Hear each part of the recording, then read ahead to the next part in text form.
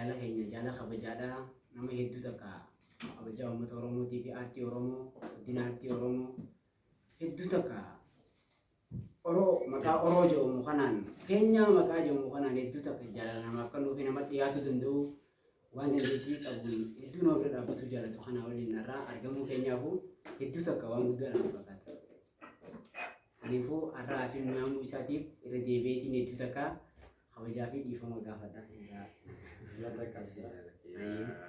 Egaa akkasumas uummanni Oromoo hedduun keessaan warri nu dubbisaa ture maa baddan warri jedhamus hedduutu jira. Banne ima jira. Akkuma beekamu haalli biyya kanaa ta'ee akkasumas immoo haala uummanni kennatti jiru namni hunduu sooshaal miidiyaa irraa kan biyya keessaa fi alaas quba qaba. Hin banne yaadanis immoo faana jirra. Wanti gurraan isin geenyu illee ittuma yaadaa jirra. Yeroo gabaabaa keessatti amma biraan geenyamu kan biraan keenya uummata keenya yeroo gabaabaa biratti waan barbaanne waan isaan barbaadan biraan gahuudhaaf nuti qophiidha. Artistii Abdul Malik Hassan Kajaaboo fi dhaloota boru kennaa boru ifduuba warra kennaaf kaayyoon isaanii uummata bal'aadhaa waliin wal qabannee jiraachuudhaaf galma bal'aadha qabnaa. Waan ofii jecha jaamu noo arraasiin dhufne isiniif jira. Warri ni baddan jettanis dhiifama nu godha. Warri maa turtan jettanis dhiifama nu godha. Waan hundaafuu nuuf kolchaa isiniif jiraanna. Yeroo tokko artiista Gammachuu maal ta'e beekani artiista Abdul Malik kennaa uumamaa Rabbi isa badhaase qaba beekte. Akkuma baatii soomaa amma tarte tana sagalee isaa eegatuma jira. Nah, sagalee isaa kana immoo qabatee miira gurra Oromootiin miidhaganii abdii guddoo irraa qabna. Akkasuma immoo isinis artiistii Oromoo kabajamaa fi jaalatamaa Gammachuu Alii Birraa. Nah, waa guddaa isinirraa eegna.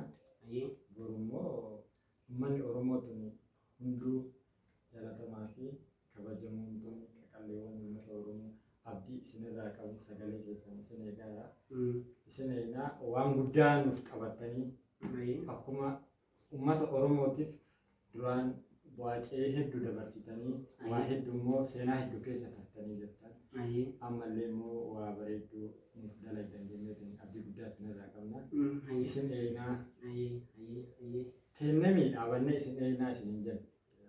Galatoommaan isiniin jaala kiyya ammallee waan dhufeessa keenyaaf hedduu takka itti gammadu jirtaniif hedduun galatoommaa isiniin jenna. Waan barbaadan waan isin gammachiisu waan dhaloota boruutiif hedduu takka bakka guddaa ta'uu qabuu fi seenaa dhalootaaf dabru isiniif qopheessinee jirra. Haaraa buunee imala isiniif qabannee jirra. Nuuf galatoommaadha. Nu eeggadhaadha guyyaa gammachuutti isiniin jenna. Galatoomaa inni biraa akkuma beekamu sooshaal miidiyaa kana irratti waa baay'ee arguu jirra. Asumaan ayyaana gaarii jecha yeroo baay'ee waa dubbachuu dhageeffachuu ture murteessaadha. Namoonni tokko tokko akkuma hubatanitti yeroo waan eenyumaa haa ta'u uummata Oromoo kana yeroo dubbattan waa hedduu addaan baafadhaa jechuun barbaada. Akkasuma akkuma nama akkuma galeefitti haasaya.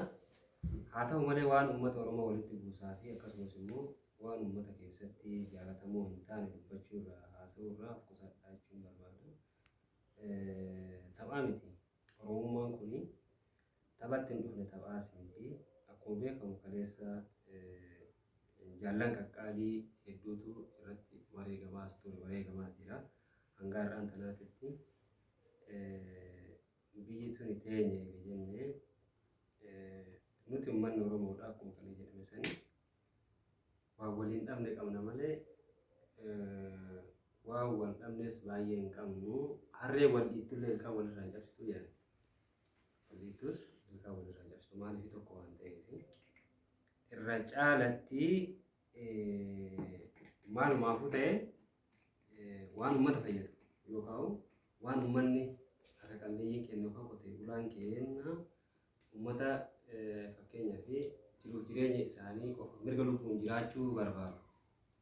Qofa irratti uummanni keenya akka baree aadaa ofii baree seenaa ofii baree abbaa biyyaa ta'e abbaa biyyummaa isaa akka mirkaneeffatu akkasumas immoo mirga lubbuun jiraachuu akka argatu.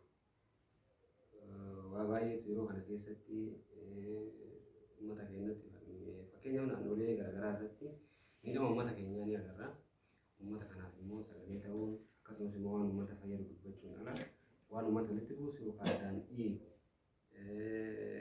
Uummanni Oromoo akkuma beekamu amantiilee hedduu qaba beekamaadha kun. Amantiin uummata Oromoo walitti hin buusu Oromummaatu walitti nu qaba jechuudha. Kanaaf nuti har'a fakkeenyaaf ammaaf amma duraas mana uummata biraatis amantii biraatis akka ganamaati ayyaana kana wajjin gaggeessaa ture jechuudha. Hiriyoota keenya hedduutu jira. Akka carraa ta'e ammaa fi sagantaan gargaraatti addaan nu baase malee. Kanaaf